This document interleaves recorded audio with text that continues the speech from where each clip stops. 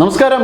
Japan പ്രധാനമന്ത്രി സനാ തകേച്ചി ഭാരതത്തിലേക്ക് എത്തുമ്പോൾ അതൊരു നിർണായക നിമിഷമായിട്ട് മാറുകയാണ്.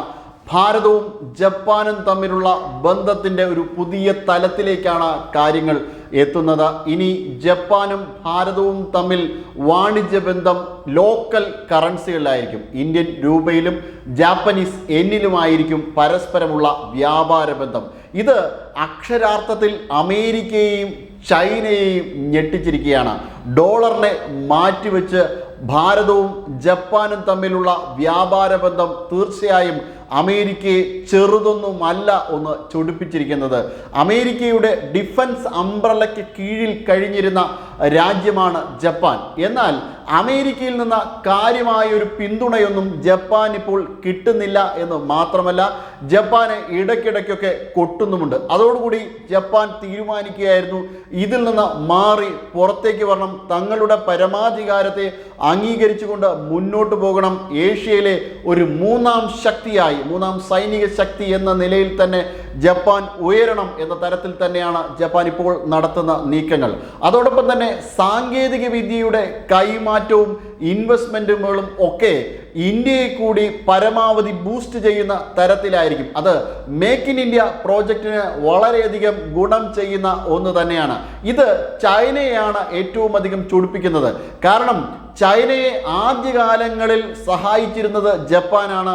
അവരുടെ വ്യവസായശാലകളിലേക്ക് കടന്നു ചെന്ന് അവർക്ക് വേണ്ടത്ര പരിശീലനം കൊടുത്തതും ജപ്പാനാണ്. എന്നാൽ അതേ ജപ്പാനെ തന്നെ ചൈന തിരിഞ്ഞുകൊത്തുന്നു. ഇന്ന് ഇന്ത്യക്കെതിരെയും ജപ്പാനെതിരെയും ചൈന നടത്തുന്ന നീക്കങ്ങൾ ഇരു രാജ്യങ്ങൾക്കും വളരെയധികം കരുതലോടുകൂടിയാണ് കാര്യങ്ങളെയൊക്കെ നോക്കിക്കാണുന്നത്.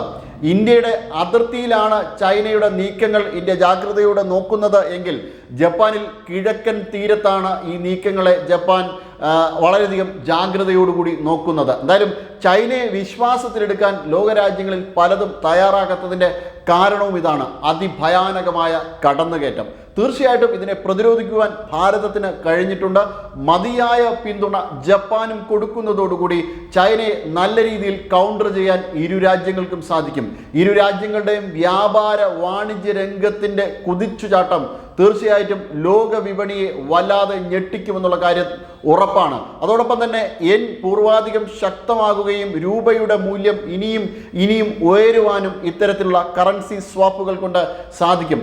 ജപ്പാന്റെ കേന്ദ്ര ബാങ്കായ ബാങ്ക് ഓഫ് ജപ്പാനും ഇന്ത്യയുടെ RBIയും തമ്മിൽ കറൻസി സ്വാപ്പ് എഗ്രിമെൻ്റ് ഉണ്ട്. തീർച്ചയായിട്ടും ഇത് ഇരു രാജ്യങ്ങൾക്കും വലിയ ഗുണം തന്നെയാണ് ഉണ്ടാക്കുന്നത്. എന്തായാലും ഇന്ത്യയും ജപ്പാനും നല്ല രീതിയിലുള്ള കുതിപ്പ് തുടരുക തന്നെ ചെയ്യും. ഒപ്പം മറ്റൊരു കാര്യവും കൂടി ഇതിനിടയിൽ സംഭവിക്കുകയാണ്. അത് വിസ്മരിക്കുവാനേ സാധിക്കുകയില്ല. 2027 ആദ്യത്തോടുകൂടി ഇന്ത്യയും അതോടൊപ്പം തന്നെ യൂറോപ്യൻ യൂണിയനും തമ്മിലുള്ള ഫ്രീ ട്രേഡ് എഗ്രിമെൻ്റ് സാധ്യമാകുന്നു.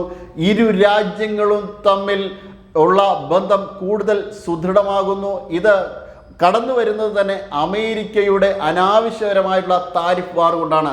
എന്തായാലും ലോകരാജ്യങ്ങൾക്കിടയിൽ വലിയ മാറ്റങ്ങൾ സംഭവിക്കുന്നു. ഇന്ത്യ അതിൻ്റെ നെടുനായകത്വത്തിലേക്ക് വരുന്നു.